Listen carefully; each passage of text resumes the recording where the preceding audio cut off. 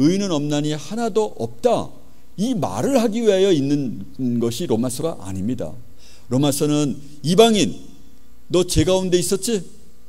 그래서 너 죄 가운데 살았잖아. 그리고 28가지 죄를 나열합니다. 유대인, 너 할례를 해서 이방인이 아니라고 하나님 앞에 의인이라고 말했지? 의인은 말씀대로 사는 것을 의인이라고 말해. 이렇게 말하는 겁니다. 의인은 없나니 하나도 없어. 그리고는 6장에 그래서 한 의가 나타났어. 바로 예수님이야. 이분을 믿기만 하면 너희가 구원을 받아. 이렇게 말해주는 겁니다.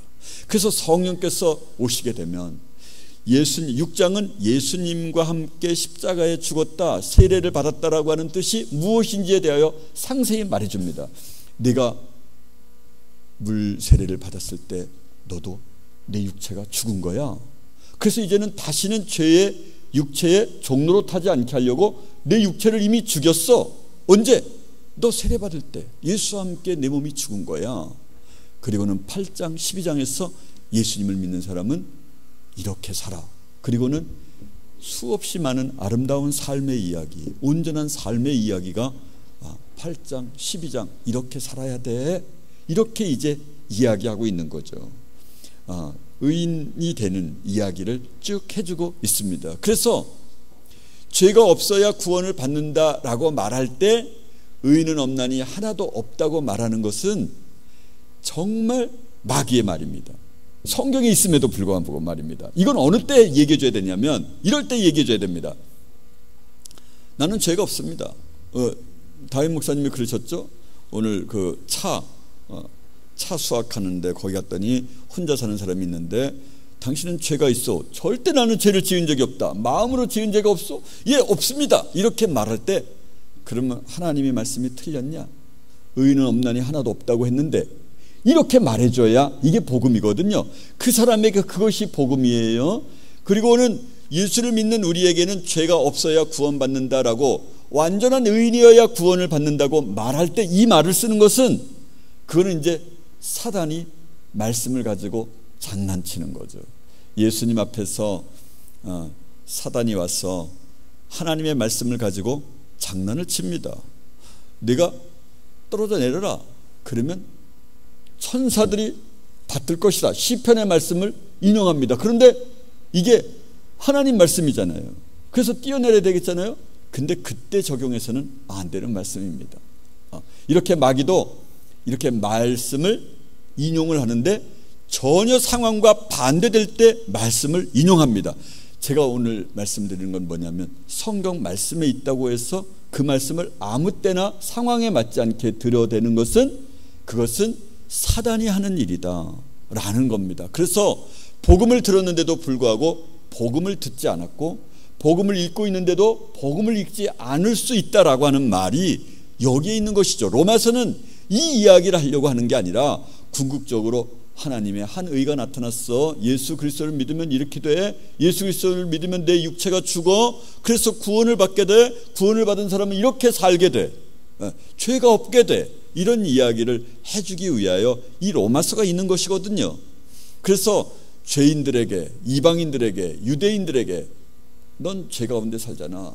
할례를 하고도 계명을 지키지 않는 자는 의인이 아니야. 이렇게 함으로써 사람들로 하여금 예수 그리스도를 소개하기 위하여 끊임없이 죄 가운데로 몰고 가는 겁니다. 사람들을. 너 죄인이잖아. 너 죄인 아니라고 그러면 하나님을 거짓말하는 자로 만드는 거야. 이렇게 이제 이야기를 해주는 거거든요. 그래서 이 다윗 목사님이 얘기하셨던 혼자 사는 사람에게 의인은 없나니 하나도 없다 말하는 것은 복음이지만, 죄가 없어야 구원을 받는다고 말할 때 이 이야기를 하는 것은 복음이 아니라 사단이 하나님의 말씀을 가지고 장난을 치는 것이다. 이렇게 아셔야만 합니다. 아셨죠? 우리가 이런 이야기도 하더라고요. 이분이요. 예를 들면은 요한일서 1장 8절을 인용을 해요. 사람은 죄가 없어야 구원받는다 이랬더니, 만일 우리가 죄가 없다고 하면 스스로 속이고 또 진리가 우리 속에 있지 아니할 것이요. 이것도 제대로 인용한 말씀이 아닌 것이죠. 사단이 말씀을 가지고 장난칠 때 이런 말씀을 우리의 귀에다가 들려주는 거예요. 죄를 지을 만하도록 만들어 놓는 거예요. 너 죄가 없어? 죄가 있다고 말해. 그래, 너는 그러면 안 돼. 이런 말을 하는 것은 성령을 받지 않는 사람이, 불신자가, 교회를 다니지 않는 사람이 죄가 없다고 말할 때는 이 말씀을 인용하는 것이 맞지만, 죄가 없어야 구원을 받는다라고 말할 때 이 말씀을 적용하는 것은 정작 틀린 말씀이다라는 것이죠. 우리가 죄가 없다고 하면 스스로 속이고 우리가 진리가 그 속에 있지 아니하니라. 한번 보시죠. 원래 요한일서, 얘는 이 말씀을 하기 위하여 이 요한일서가, 요한서신의 일서가 쓰여진 것인데요, 요한일서 3장 6절입니다. 그 안에 거하는 자마다 범죄하지 아니하나니. 9절, 하나님께로서 난 자마다 죄를 짓지 아니하나니 이는 하나님의 씨가 그의 속에 거함이요. 무릇 의를 행치 아니하는 자나 형제를 사랑치 아니하는 자는 하나님께 속하지 아니하니라. 그러니까 하나님께 속한 자는 의를 행하게 된다는 것이죠. 그의 계명들을 지키는 자는 주 안에 거하고 주는 저 안에 거하시나니. 계명들을 온전히 지키는 자라고 하는 것이죠. 하나님께로서 난 자마다 범죄치 아니하는 줄을 우리가 아노라. 요한일서 5장 18절. 제가 지금 말하는 이 구절을 말씀을 하시기 위하여 요한일서에 너 죄 없다고 말해? 너 그러면 말도 안 돼. 이렇게 말을 하는 겁니다. 누구를 소개하기 위하여? 예수 그리스도를 소개하기 위하여. 그래서 예수 그리스도 안에 정답이 있어. 이 말씀을 하기 위하여 이 말씀을 지금 유도하고 있는데, 우리가 구원을 받으려면 죄가 없어야 한다라고 말할 때, 그럴 때 이 말씀을 인용하는 것은 정반대를 인용하고 있는 것이다 라고 하는 것을 잊지 마셔야만 합니다. 그래서 성경을 하루에 한 절, 3절씩 읽는다, 이런 사람은 도저히 하나님의 진리에 이를 수 없습니다. 성경을 그렇게 뜨문 군데군데 이렇게 시간을 두고 읽는 사람은 절대 진리를 알 수가 없습니다. 오히려 마귀에게 농락을 당하죠. 그렇겠죠? 부분을 애우고 있으니까, 하나님의 말씀이니까. 그래서 하나님의 말씀조차도요, 그것을 적용해야 할 때 적용하지 않으면은, 안 적용해야 할 때 적용하면 그것이 사단이 말씀을 가지고 장난을 치도록 만들므로써 영원히 우리를, 성경은 알고 있지만 구원에 이르지 못하게 한다라고 하는 이 사실을 꼭 명심하셔야만 합니다. 그러더니 이런 말도 하더라고요. 믿음의 왕 베드로는 어떠했습니까? 역시 예수님과 함께하였고 기적과 이적을 모두 행한 사람이었습니다. 자신의 가족과 직업을 버리고 예수님을 따라간 순수한 믿음을 가진 사람이었습니다. 하지만 그도 육신의 죄에서 자유롭지 못했습니다. 예수님께서 그러한 베드로의 연약함을 미리 알려주시고 베드로는 죽을지언정 주를 부인하지 않겠다고 고백합니다. 하지만 결국 자신이 목숨의 위협을 받자 예수님을 부인했으며 저주하는 모습을 보입니다. 이렇기 때문에 믿음의 왕이라고 말하는 베드로도 그렇게 넘어졌다. 그런데 어찌하여 목사님은 죄가 없어야만 구원을 받는다, 이렇게 말을 하는 것입니까? 말이 안 됩니다. 이런 말을 하는 겁니다. 그러니까 이 사람은, 제가 그랬어요, 형제는 평범한 그리스도인이다. 말씀을 알되 말씀을 평범하게 아는 그리스도인에 해당이 된다. 제가 그런 이야기를 해줬어요. 성령을 받기 전에는 누구든지 그러합니다. 베드로가 이렇게 부인한 게 어떤 때였죠? 예수님이 아직 육신으로 계셔 성령을 준 일이 없었을 때 일어난 일입니다. 성령을 받지 않으면 아무리 육신적으로 고백을 해도 그게 다 가짜가 됩니다. 오늘날 우리 조국 교회에서 일어나는 현상이 바로 이런 현상입니다. 성령을 받지 않고 말씀으로 그냥 고백하는 거예요. 나는 이렇게 할 수 있습니다. 이런 고백은 아무런 의미가 없습니다. 베드로처럼 말입니다. 그랬더니 또 이런 이야기도 하더라고요. 베드로의 경우 죄를 뉘우친 후에 거짓된 행동을 통해 그리스도의 복음을 왜곡하고 있어서 바울이 크게 꾸짖은 적이 있었습니다. 갈라디아서 2장에 보면은 잘 아시는 것처럼 이제 베드로가 이방인과 이렇게 같이 식사를 하고 있었습니다. 그런데 유대인들이 한꺼번에 딱 들이닥치자 얼른 이 베드로가 밥상을 가지고 즉시 이방인을 떠나서 유대인들과 함께 있는 상으로 갔습니다. 그것을 이제 바울이 본 겁니다. 당신 그러면 안 돼요, 이렇게 말하는 것이죠. 이것은 베드로가 아주 믿음의 초기에서 일어난 일입니다. 이제 이방인들이 구원을 받냐 안 받냐, 이방인들에게도 하나님의 말씀이 임할까 안 임할까를 유대인들이 몰랐을 당시에 이방인들과 상대를 해서는 절대 안 돼, 이런 말씀을 그가 율법적 상황을 가지고 사상을 가지고 있었기 때문에 아주 초기에 일어난 것입니다. 그러니까 그가 잠시 외식에 빠졌지만 그는 곧 온전의 길로 걸었을 것이 확실합니다. 우리의 육신도 아주 짧은 시간 동안 성령을 받았음에도 불구하고 자동적으로 그동안 너무도 많은 죄를 자동적으로 지었기 때문에 누가 때리면은 한꺼번에 나도 느닷없이 주먹이 나가는 거예요. 욕을 먹자마자 욕을 되갚아. 그런데 이것은 성령의 사람도 그럴 수 있습니다. 짧은 시간 동안에. 왜? 그가 너무도 육신적으로 자동적으로 살아서 우리의 육신의 몸이 자동적 반응을 하게 되거든요. 그런데 그 후에는 지독한 고통이 뒤따릅니다. 성령께서 탄식하며 밤잠을 못 자게 하십니다. 그래서 그는 두 번 다시는 결코 그런 범죄에 빠지게 않게 된다고 하는 것이죠. 그러나 반복되는 죄를 더 이상 짓는다는 것은 상상할 수 없는 것입니다. 또 이런 말씀을 하시더라고요. 역삼동에서 있었던 북한의 선교 활동을 하시는 선교사님께서 자신은 자살의 유혹을 받고 있다라고 하는 충격적인 말을 들었습니다. 과연 그는 성령을 떠난 사람일까요? 이렇게 이제 질문하는 거예요. 지옥에 가는 것이 그가 확실한가요? 이렇게 이제 질문을 하더라고요. 만약 그 말이 사실이라면 그는 성령이 임한 사람이 아니거나 아니면 성령을 받은 지 최근의 일이어서 그는 그 다음 날 그 언젠가 내가 자살하려는 충동을 가졌습니다라고 하는 그 말한 것을 지독하게 후회를 했을 것입니다. 그리고 다시는 그런 말을 입 밖에 내지도 않았겠죠.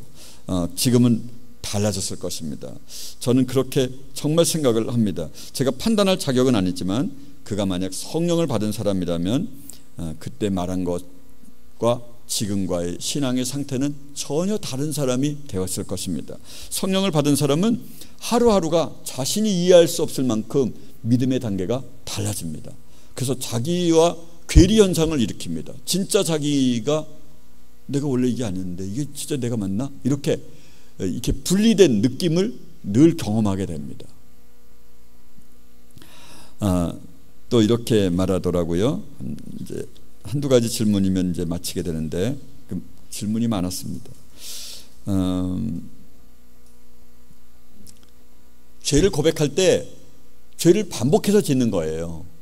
그러면 그 죄를 반복하는 것을 주님은 아실 테니까 너 지금 짓는 고백하는 건 가짜야. 왜? 다음에도 또 같은 반복을 해서 나한테 올 테니까 넌 진심이 아니야. 아마 설교 중에 제가 그런 얘기를 했던 것으로 기억은 돼요. 진정한 회개라면 한 번 그것을 회개했다면 다시는 그 죄를 짓지 않게 될 것입니다. 이것이야말로 진정한 회개입니다. 아마 이 이야기를 가지고 말하는 것 같아요. 그런데 우리의 인생은 반복된 죄를 그렇게 반복해서 지으면서 하나님께 나아간다는 거죠. 그런데요, 이것은 말이 안 되는 게요, 우리가 살아있는 한 그것이 하나님의 놀라운 은혜예요. 왜냐하면 반복된 죄를 짓지 않도록, 아니 성령님을 받을 수 있는 기회를 우리에게 주시는 것이 하나님의 놀라운 은혜죠. 왜냐하면 오늘도 구할 수 있으니까. 오늘도 준비된 마음으로 성령을 선물로 받기에 합당한 자로 준비되고 있기 때문에 말입니다. 생각해 보십시오. 바람난 여인을 남편이 용서했더니 더욱 반복하여 바람을 피운다 여인이, 이게 가능한 말일까요? 우리 남편은 마음이 좋아. 그래서 내가 바람을 피워도 전혀 문제를 삼지 않네. 그리고 바람을 계속 피운다는 게, 그게 정말 그 여인이 남편을 사랑한다 이렇게 말할 수 있을까요? 그것은 말이 안 되는 거죠. 우리 편에서 볼 때 죄악을 반복해서 짓는 것이 어찌 그것이 회개라고 말할 수 있겠습니까? 여러분, 사람이요, 나에게 똑같은 죄를 반복해도 두 번째 반복하면 너 두 번째야? 세 번째는 용서할 수 없어. 이렇게 여러분 부모님한테도 많이 들었을 텐데, 진짜 회개하면은 어릴 때는 잠시 그럴 수 있을지 모르지만, 육신의 사람이니까 그럴 수밖에 없을지도 모르지만, 성령을 받은 사람은 실제적으로 그것이 불가능합니다. 생각해보면 목사님은 다시 율법주의로 돌아가는 죄악을 짓게 되는 것이 아닐까요? 이런 말이에요. 왜? 죄를 짓는 사람을 정죄하고 대부분 지옥에 갈 것이라고 말을 하는 것은 너무도 정죄를 하는 것이고 판단을 하는 것이다. 어떻게 예수를 믿는 사람이 남을 정죄할 수 있단 말인가? 이제 이 질문을 한 거예요. 저는 어제도 저희 그 목사님들끼리 모여서 기도회가 있었는데, 제가 올라가자마자 그렇게 말했습니다. 좀 정신이 제가 약간 들었던 것 같습니다. 그래서 제가 지금 후회를 하고 있는데, 여러분, 오늘 이곳에 모인 목사님들은 저를 포함하여 대부분 지옥에 갑니다. 전에는 다 갑니다 그랬는데, 대부분 간다 그랬더니 자기는 아닌 줄 알고 그래도 대충 마음이 불편하지는 않은 것 같더라고요. 내가 시작을 잘못했네. 근데 어떻게 다시 주워 담을 수는 없고 대부분 갑니다 이랬더니 그래도 마음은 꽤 괜찮아졌더라고요. 여러분도 괜찮지 않아요? 나는 예외야 이런 생각을 가지는 거예요. 저는 언제나 오는 사람들에게, 미국에서 전화가 왔더라고요. 그래서 제가 전화를 받자마자 그랬죠. 당신과 당신의 가족과 당신의 두 자녀는 반드시 지옥에 갑니다 이랬더니요, 목사님 무서워요. 왜 그런 말씀하는 거예요? 저는 전도사인데요, 이제 목사 안수를 받으려고 그러는데 어찌 그런 말씀하십니까? 이렇게 얘기를 하더라고요.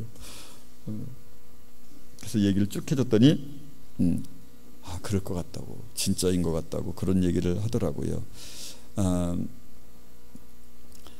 이 한국의 교회라고 이름 붙여지는 교회는 우리 교회까지, 여기까지 포함해서 실질적으로 처음부터 끝까지 잘못되었다 라고 말하는 건데요, 정말 이 잘못된 것을 아는 사람은요, 제가 최고의 사랑의 언어가 무엇이냐 그러면 당신은 오늘 죽으면 지옥에 간다, 이 말이 최고 사랑의 언어예요. 왜?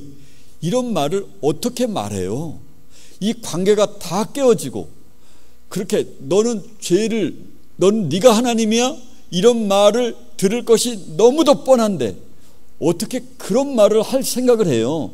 그러니까 제가 할 수 있는 최고의 사랑의 언어는 당신은 지옥입니다 라고 말하는 게 실제로는 진짜 사랑의 언어죠. 저희 목사님들에게도 그랬어요. 어제요. 뭐라고 말했냐면 이렇게 말했어요. 이 말을 오늘 저로부터 듣지 않으면 분명히 지옥에 가서 들을 거다. 그러니까 지옥에 가서 두 번 들을 사람이 있고 이곳에서 한 번 들고 말 사람이 있을지 모르지만 내 생각에는 돌이켰으면 좋겠습니다. 이런 말씀을 드렸는데요, 제가 이렇게 답했습니다. 저는 제 아내, 자녀들, 어머니 모두가 다 지옥에 간다고 믿고 있고 그렇게 통곡하면서 밤마다 그렇게 기도하고 찬양을 하고 있습니다. 근데 이 사람은 이제 이런 거예요. 우리는 선민이고 천국이고 당신들은 기존의 교인들은 다 지옥이다 라고 하는 말로 이제 받아들였다더라고요. 그렇게 받아들일 수는 있겠죠. 그런데 만약 그렇다 그러면 제가 어투를 바꾸겠습니다 라고 제가 이제 이야기를 했어요. 아무튼 저는 사랑의 언어이고 제가 안면몰수하고 저도 그렇게 울면서 기도하고 그러고 난 후에 그런 말을 하는 거지 결코 그냥 선민의식에 사로잡혀서 말씀을 전하는 것이 아니다 라고 하는 그런 말씀을 해주었습니다. 마지막으로는 오늘날 대형교회도 약간의 문제가 있어서 그렇지 어찌하여 구원이 없을 수 있는가 라고 하는 말이었습니다. 형제는 아직은 잘 모르시는 것 같습니다. 아직도 우리나라 교회에 구원의 가능성이 있고 약간의 부패만 해결되면 구원의 길이 보이는 것이 아니냐고 그렇게 생각을 하고 있는 것 같습니다. 그러나 한국의 교회는 처음부터 끝까지 다 잘못되었습니다. 거의 모든 교회의 목회자는 지옥을 다 가게 되었습니다. 적어도 오늘은 말입니다. 그러나 목회자의 경우는 미래에도 거의 희망이 없습니다. 너무나 많은 설명이 필요하지만 그것은 최근 1년치 설교를 한꺼번에 해야 하는 일이어서 그것은 좀 힘이 들 것 같습니다. 형제님, 저는 형제가 천국의 길을 사모하는 하나님의 백성이라면 우리의 삶이 의롭지 않으면, 온전하지 않으면 천국에 갈 수 없다라고 말할 때 즉시 나는 잘못되었구나 하고 울었어야 한다고 저는 생각합니다. 행위를 말하는 것은 율법주의자가 아니냐, 이렇게 이제 대답이 온 거예요. 질문이요. 라고 하는 사람은 본인이 영원한 지옥에 있는 사람이라는 것을 대변하는 말입니다. 인정하기 어렵겠지만 말입니다. 사랑하는 자식에게 사랑한다고 말만 하고 필요는 채워주지 않는다라고 하는 것이 어떻게 사랑이라고 정의할 수 있습니까? 사랑하는 여인에게 사랑한다고 말하고 그의 어떤 필요도 채워주지 아니하고 선물은 귀찮은데 왜 주냐고 말한다면 그런 일은 실제적으로 불가능합니다. 성령님 없이 행위를 하는 것은 율법주의로 전락할 수 있지만 성령님을 모신 사람은 행위를 말하는 것은 너무나 당연한, 행위를 이야기하는 것은 너무도 당연한 마음입니다. 마음 없이 사랑한다고 말하면서 사랑하는 척하고 행위를 강조하면 정말 힘드는 일이지만 사랑하는 마음을 먹는 사람에게 사랑의 행위를 하는 것은 너무나 당연한 것입니다. 믿음으로써 율법을 폐하느뇨? 그럴 수 없느니라. 믿음은 율법을 굳게 세우느니라. 제가 그 말씀을 드렸어요. 여러분, 비판을 하지 말라 이렇게 말하더라고요. 마지막으로는요. 그래서 형제는 제가 하는 말을 비판이라고 생각을 할 수 있을 것 같습니다. 그런데 저는 비판이라는 생각을 하지 않습니다. 왜냐? 요나가 니느웨에게 40일이 지나면 이성 무너져서 니네 다 죽어 이렇게 말하는 것이 이게 비판이 아닌 것처럼 의사가 환자에게 당신은 암이야, 며칠 못 살아, 반드시 죽어 라고 말하는 것이 비판이 아닌 것처럼 말입니다. 비판이 아니라 최고의 사랑의 메시지를 제가 드리고 있는 것입니다. 형제는 그런 말하는 것이 내가 취미이고 재미일 수 있다고 그렇게 생각할지 모르지만 그렇지는 않습니다. 저는 울면서 말하거나 애통하는 마음으로 하는 것입니다. 모든 인간관계가 끊어지는 말을 어떻게 정죄라는 명목으로 말할 수 있을까요? 그것은 오해입니다. 이렇게 말해줬어요. 행위가 아니라 믿음으로 구원을 받는다라는 의미가 무엇이냐? 여러분, 행위가 아니라 믿음으로 구원받는다 이렇게 말하거든요. 행위를 말하면은요, 이런 사람이 지옥에 가는 거예요. 왜냐면요, 이 말은 율법주의자에게 말하는 거예요. 율법주의자들은 행위가 완전하거든요. 너 행위로 구원받을 수 없어 이렇게 말하는 거예요. 율법주의자들에게. 왜? 예수님이 필요해. 너의 인생에도 오직 믿음으로만 가는 거야. 아브라함을 봐봐. 아브라함도 믿음으로 갔잖아. 너도 믿음으로 가야 돼. 그래서 예수님이 오신 거야. 이렇게 말해주기 위하여 행위로 못 가 이렇게 말하는 거거든요. 행위가 아니라 믿음이라는 말은 누구에게 말하는 거냐면 율법주의자들에게 말하는 거예요. 오늘 우리에게 말하는 게 아니라요. 그러니까 율법주의자에게 예수님이 너 필요해. 예수님을 믿으면, 그러면 믿기만 하면 행위가 어떻게 돼요? 완전해질 뿐만 아니라 율법을 온전하게 지키게 된다는 것이죠. 그래서 로마서 3장 31절처럼 믿음으로써 율법을 폐하느뇨? 그럴 수 없느니라. 믿음은 율법을 굳게 하느니라 라고, 온전케 하느니라 이렇게 말씀을 하고 있는 것입니다. 율법을 지키는 것은 의미 없어 유대인에게 너희도 지옥이야 이렇게 말하는 겁니다. 이방인들에게는 뭐라고 그러냐면 네 행위를 돌아봐. 내가 음란하지, 당을 짓고 있지, 욕을 하지, 모욕을 하지, 이렇게 그렇게 해서 너도 그래도 지옥이야. 또 그래서 하나님의 의가 나타난 거야. 예수 그리스도가 나타난 것이지, 이렇게 말하는 것입니다. 따라서 우리가 성령을 받았는가 여부는 어떤 것을 보면 알 수 있냐? 우리의 행위를 보면 알 수 있습니다. 여러분, 이제 그렇게 해서 형제가 소속되어 있는 교회는 복음이 없습니다. 신천지가 한번 흔들고 지나가면 우수수 떨어지는 사람들이 가득합니다. 형제여, 정말 그런 교회 다니고 있으면서 진리가 무엇인지, 복음이 무엇인지 정말 모르는 교회에 다니고 있는 것입니다. 어떻게 그런 말을 할 수 있느냐고 말하겠지요. 돌이키십시오. 저는 하나님 앞에서 분명히 전해주었다고 증인이 될 것입니다. 이만희가 재림 예수라고 말하는 신천지를 따라가는 사람들이 목사, 장로, 권사가 주로 많이 있습니다. 왜? 현재 교회는 아니다 라는 것을 말해주는 반증이 되는 거죠. 오늘은 본문은 짧게 이제 드디어 본문을 이제 시작하겠습니다. 여러분, 오늘 제목은 죽는 것이 하나님의 은혜입니다 라고 하는 말씀인데요. 삭개오, 그는 키가 작았습니다. 돈이 너무 좋아 그는 세리장이 되었습니다. 그런데 다른 사람들이 보기에도 창피할 만큼 작아서 그는 뽕나무 위에 올라가서 예수님을 드디어 맞이하게 됩니다. 삭개오 입장에서 보면 그는 얼마나 힘들었을까요? 얼마나 고통스러웠을까요? 여러분이요, 여러분의 삶이 왜곡되고 여러분이 어떤 생각을 가지고 있든지 간에 여러분이 남보다 못하다고 생각을 하고 있다면 그것은 하나님의 은혜를 받을 만한 놀라운 일이 전개되고 있는 것입니다. 삭개오보다 훨씬 더 의롭고 삭개오보다 훨씬 더 잘나고 그런 사람들이, 존경받는 사람들이 그 시대에 있었겠지만 그런 사람들은 구원을 얻을 수가 없었지 않았습니까?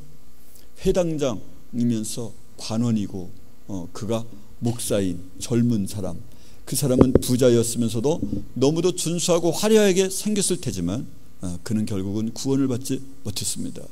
우리 인생은 그런 사람을 더 원하죠.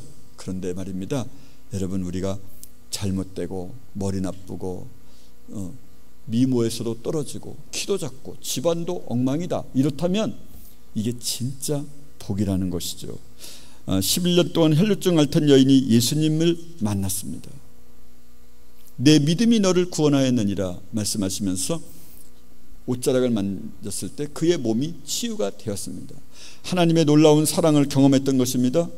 어떤 여인도 이 혈루증 앓던 여인만큼 행복한 여인은 없습니다. 지금 우리가 돌이켜보면 말입니다, 당시에는 너무도 슬프고 너무도 아프고 사람들 앞에 갈 수도 없었던 부정한 여인으로 살았겠지만 그가 드디어 예수님을 만나게 되는 놀라운 기회를 잡을 수 있었던 것은 그가 11년 동안 혈루증을 앓고 있었기 때문입니다. 여러분이요, 여러분 몸이 얼마나 아프든지 어떤 고통이 여러분에게 있든지 이것은 그리스도 예수께로 인도하는 놀라운 기회가 된다는 것이죠.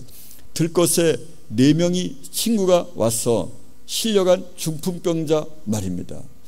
그는 사실은 중풍병자가 걸렸기 때문에 예수님을 만나고 예수님의 사랑을 경험했습니다.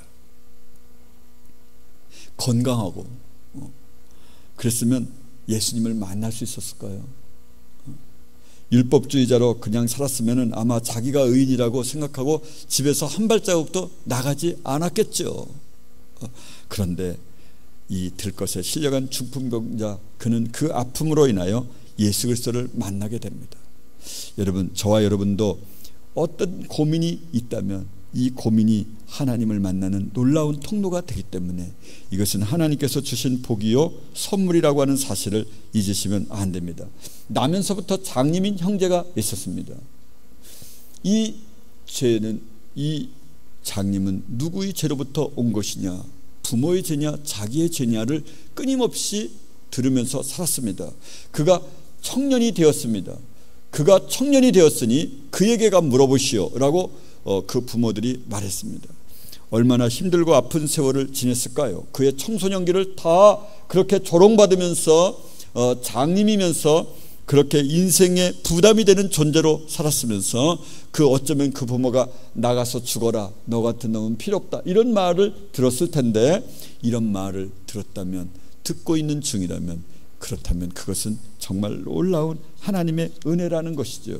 여러분, 사무엘이 안수 후에 사울은 바로 왕이 되었습니다. 너무도 대단하고 좋은 일 아니겠습니까? 그런데 다윗은 왕으로 기름 부음을 받은 후로부터 13년 동안이나 그가 수없이 많은 피난을 겪어야만 했습니다. 유리하며 방황하였죠.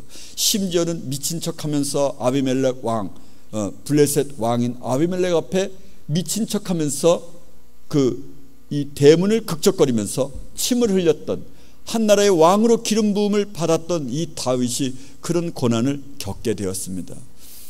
다윗과 사울, 얼마든지 사울이 좋은 일이었지만 진짜 우리가 보기에는, 우리가 그의 자손들을 계속해서 보더라도 다윗이 진정한 복 있는 사람이었다는 것이죠. 왜 나도 예수를 믿는 사람인데 왜 나는 이래? 왜 저 사람도 교회 다니는 사람인데 왜 저 사람은 정말 사회적으로도 잘났어? 이런 생각을 하고 있다면 우리의 생각을 바꾸실 수 있기를 바랍니다. 아브라함은 75세에 약속을, 자녀를 주겠다고 약속을 받았습니다. 그런데 그때도 늦었는데, 그때도 아내의 나이는 65세였는데 아내의 나이 65세를 말하기를 그가 이미 생리가 멈췄기 때문에 아이를 낳을 수 있는 기회가 사라졌습니다, 이렇게 말합니다. 그런데도 지금 임신을 해도 이미 늦었는데, 그런 사람에게 25년 동안 잊어버리도록, 아이에 꿀 수 없도록 그렇게 더 끌고 갑니다. 왜였습니까? 그것은 아브라함에게 정작 주려고 하는 것이 믿음을 주시기 위하여, 믿음의 조상을 만들기 위하여. 정말 우리에게는 자녀가 필요한데, 그 두 부부에게는 진정한 자녀가 필요해서 쫓아갔는데, 아무리 기다려도 안 올 뿐만 아니라 이제 기억 가운데 없어질 만할 때까지 그렇게 아이를 주시지 않았습니다. 예수를 믿지 않는 사람은 늘 말씀드리지만 결혼하기도 전에 아이를 낳고요, 아마 아브라함이 75세 정도쯤 됐으면 아브라함의 친구들, 하나님을 믿지 않는 친구는 자녀가 한 20명은 되지 않았을까? 그런 생각을 해봅니다. 너무도 행복한 거 아닙니까? 소원 성취가 너무도 잘 되지 않았겠습니까? 그런데 하나님을 믿는 사람에게는 이런 고통이 어떻게 만듭니까? 오직 하나님만을 바라보게 하는 놀라운 기회가 된다는 것이죠. 그래서 여러분도 아브라함과 같은 고통이 있다면 이것은 어떤 일입니까? 슬픈 일입니까? 할렐루야입니다. 노아는 120년 동안 방주를 지으며 멸시와 조롱을 당했습니다. 노아, 그 당시에는 단 한 번도, 그 이전에도 비가 온 적이 없고 그 이후에도 모든 사람이 생각하기를 비가 온 적이 없었습니다. 비가 올 수가 없는 환경이었습니다. 방주를 만들 때, 그것도 산 위에서 배를 만들 때 모든 사람들이 미쳤다, 정신이 이상이 되었네. 비 이야기를 들어본 적이 우리 조상이 있는가? 없다. 여러분, 그 물층이 위에를 덮고 있었기 때문에 마치 비닐하우스 안에는 이렇게 안개만 올라왔더라. 창세기 1장에 그렇게 나와 있잖아요. 이 안개만 올라오는 상태를 지속하고 있었습니다. 그런데 비가 온다고, 홍수가 온다고 배를 짓고 이때 120년 동안을 지었습니다. 그렇게 조롱과 멸시를 한 몸에 받았던 것처럼 저와 여러분도 이 땅에서 예수님을 믿는다고 그러면서 사람들에게 조롱과 멸시와 천대를 받는 것이 너무도 마땅합니다. 그것이 우리의 진정한 가치가 돼야 되고, 그것이 우리가 진정으로 취해야 할 진짜 가치, 정말 귀한 보배라고 하는 것을 잊어서는 안 됩니다. 예수를 믿는 사람이 사회적으로 칭찬을 받는다, 이런 사람을 향하여 예수님께서 하셨던 말씀이 있습니다. 모든 사람이 너희를 칭찬하면 너희에게 화가 있을지어다, 이렇게 말입니다. 욥도 지독한 아픔의 시간을 지냈습니다. 그의 친구들도 하나님을 믿는 사람들이었습니다. 그의 친구 3명이 와서 끊임없이 정죄를 합니다. 그런데 욥은 너무도 크고 아픈 슬픔을 경험했습니다. 여러분이요, 적어도 우리는 욥의 친구이기보다는 욥과 같은 사람이 되어야 되지 않겠습니까? 그래야 그의 후대가 약속이 있고 우리가 약속이 있는 것 아니겠습니까? 이방 여인 룻, 이방 여인 룻도 어떤 여인이었습니까? 남편이 죽고 시아버지가 죽고 자기를 혹 도와줄지도 모르는 시아주버니도 죽고 남자 셋은 모두 죽고 오르바라고 하는 며느리는 친구처럼 있었는데 떠나고 이제 나이 많이 먹은 시어머니 나오미와 함께 고향으로 돌아갑니다. 자녀도 없고 이때 여인에게 소망이 있는 게 무엇이 있을까요? 그런데 이 여인이 예수님의 족보에 들어가지 않습니까? 여러분이요, 여인이라면 적어도 룻과 같은 사람이 되어야 되지 않겠습니까? 소망이라고 하는 것은 아예 없는, 이 땅의 소망은 찾아볼래야 찾아볼 수가 없는, 그러나 예수 안에 있는 사람은 이것이 진정한 복이라고 하는 사실을 알아야만 합니다. 이사야 미가 그는 벌거벗고 다녔습니다. 하나님이 너 벌거벗어, 그래서 벌거벗고 집안에 있었으면 얼마나 좋았겠습니까? 그런데 이 벌거벗고 다니는 것이 그들에게 미리 일어날 일들에 대하여 미리 공연을 하는 것이기 때문에 그는 시내를 중심을 다니면서 말씀을 전파하면서 벌거벗고 다녔죠. 모두가 미쳤다고 말하지 않았을까요? 호세아, 아내를 너는 창녀를 취하여 너의 아내로 삼으라, 그렇게 말합니다. 그의 자녀 로암미, 로루아마, 하나님의 백성이 아니라 라는 이름을, 이는 내 백성이 아니라 라는 이름을 지으면서 너는 하나님의 백성이 아니야, 자녀의 이름을 이렇게 지었을 때 그의 슬픔과 아픔이 어땠을까요? 이 창녀가 도망갔습니다. 다른 남자가 너무 좋았어.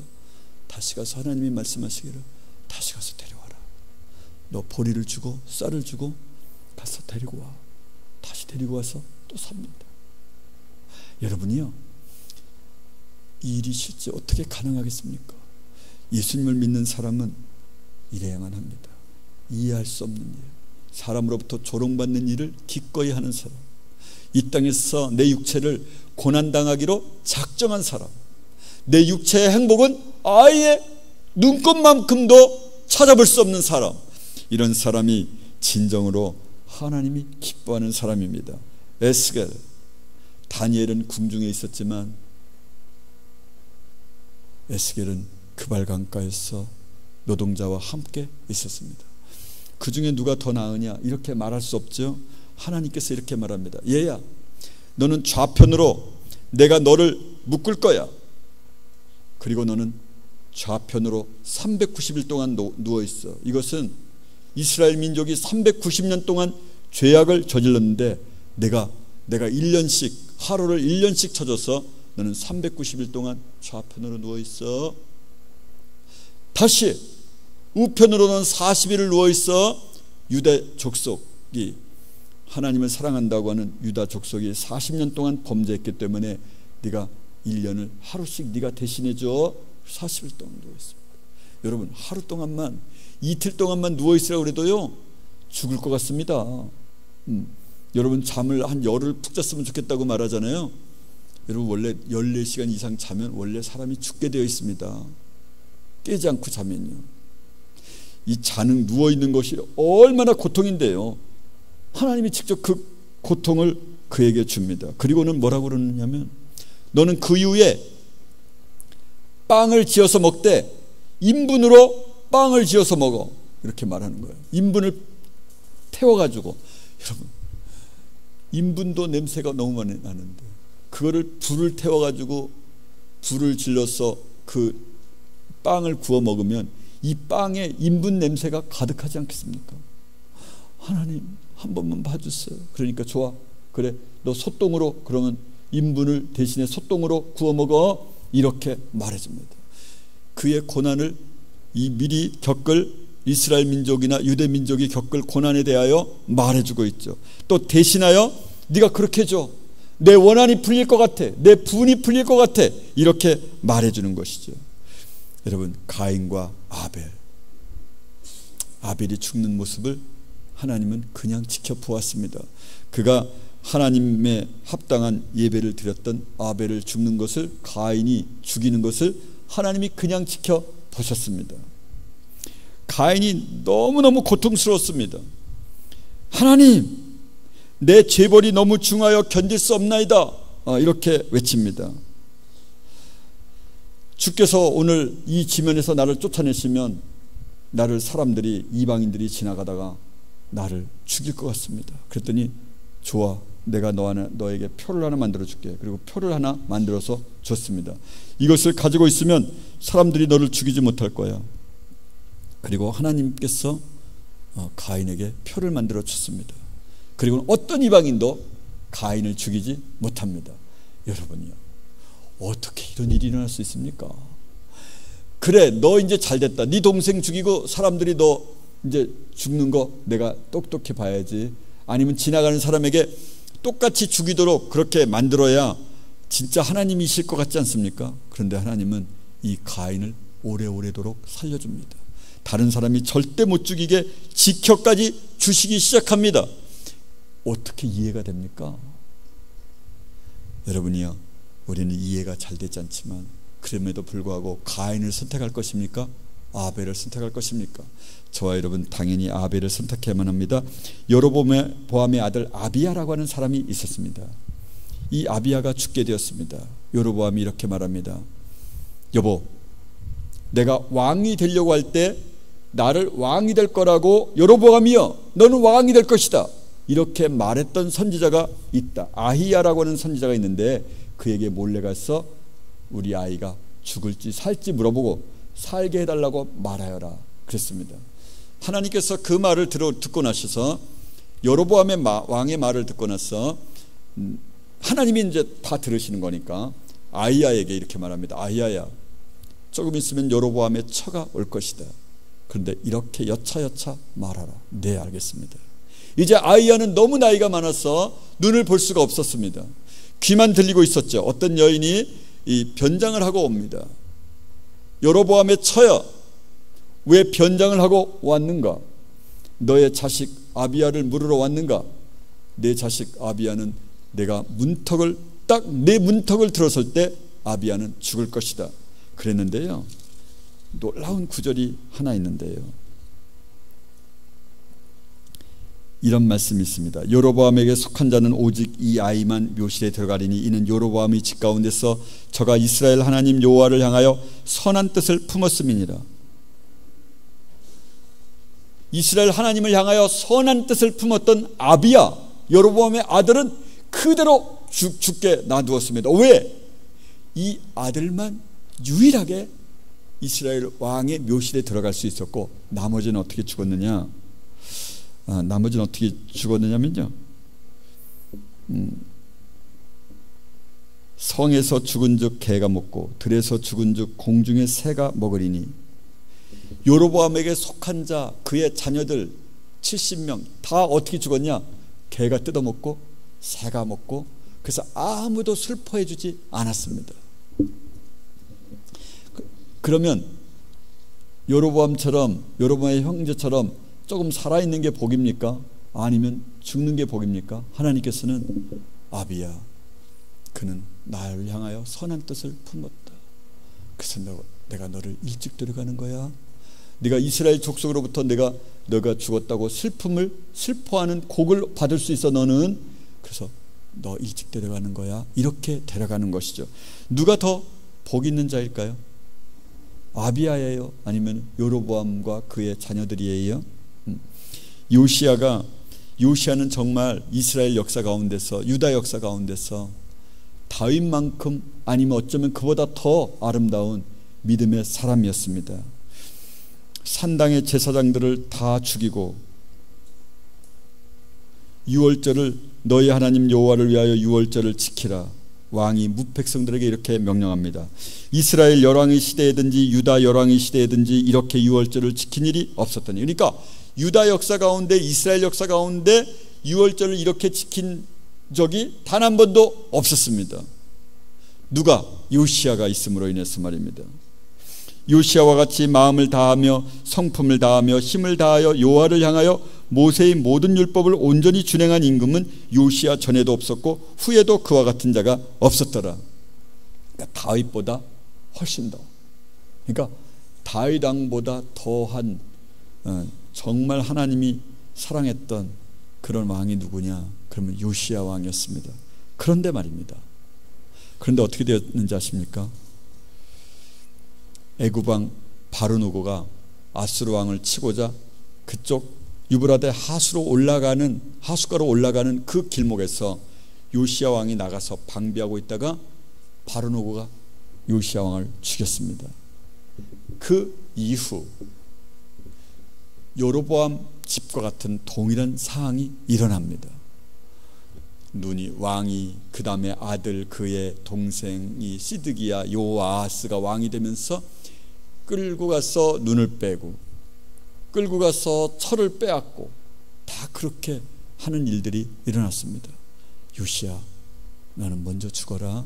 그리고 그 죄는 누가 한 죄 때문에 그러냐면 므낫세 히스기야 왕이 15년 생명을 연장하고 낳았던 므낫세 때문에 얘야 요시야야 나는 므낫세가 한 것과 그 이스라엘 백성이 한 것을 결코 잊을 수가 없어.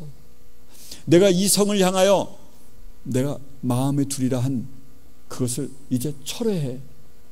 다시는 아닐 거야. 나는 여기 이제 없애버릴 거야. 그리고 요시야에게 그렇게 말씀을 하시지 않았을까요? 요시야야 얼른 내게로 와. 너는 그 험한 꼴 보지 마라. 이 진짜 누가 복 있는 사람이에요? 요시야가 복 있는 사람이죠. 마지막으로 스데반의 말씀을 드리면서 오늘 말씀을 마칩니다. 스데반, 목이 곧고 마음과 귀에 할례를 받지 못한 사람들아, 이렇게 이제 이스라엘 민족을 향하여 대못으로 찌르고 흔들어서 상처를 깊게 냅니다. 오늘 읽었던 것처럼 그 소리를 듣자 저희가 큰 소리를 지르며 귀를 막고 일심으로 그에게 달려들어 성 밖에 내치고 돌로 칠세. 돌로 스데반을 치니 스데반이 부르짖어 가로되 주 예수여 내 영혼을 받으시옵소서 하고 무릎을 꿇고, 그러니까 스데반을 돌로 쳤더니 주 예수여 내 영혼을 받으시옵소서 그러더니 즉시 무릎을 꿇고 돌로 치고 있는데 주여 이 죄를 저들에게 돌리지 마옵소서 이 말을 하고 자니라. 할렐루야. 저와 여러분이 이런 멋진 죽음을 죽어야 되지 않을까요? 일꾼으로 선정이 됐습니다. 7 집사로 뽑혔습니다. 7 집사로 뽑히자마자 스데반은 이렇게 처형을 당합니다. 유대인들, 율법을 아는 자들, 하나님을 잘 안다고 하는 사람들로부터 죽임을 당합니다. 그의 아내, 그의 자녀들은 무슨 생각을 하고 있었을까요? 그의 친척들, 그의 부모, 그의 동생들, 그의 형, 그의 누나는, 스데반의 누나는 무슨 생각을 했을까요? 너무도 아프고 힘들었겠죠. 그런데 오늘 우리가 보기에는 이 스데반은 정말 예수님처럼 그렇고 멋지고 아름다운 삶을 살다가 즉시 죽었습니다. 여러분은 누가 되시려 합니까? 스데반이 되고 싶지 않습니까? 요시야가 되고 싶지 않습니까? 여러분이요, 여로보암 가정에 있었던 아비야와 같은 사람이 되고 싶지 않습니까? 아베와 같은 사람이 되고 싶지 않습니까? 여러분, 이 땅에서 사는 동안 저와 여러분이 정말 가치관이 바뀌어야만 합니다. 호세와 같은 사람, 육신의 행복을 조금도 생각하지 않고 내 육체를 하나님의 고난의 시기에 몰아넣겠다고 다짐하는 사람, 이 땅에서는 어떤 쾌락도 어떤 기쁨도 누리지 않겠노라고 다짐하는 사람, 이런 사람이 진짜 성령을 받기에 합당한 사람이지 않겠습니까? 저와 여러분이 꼭 그런 사람 되실 수 있기를 바랍니다. 기도하겠습니다.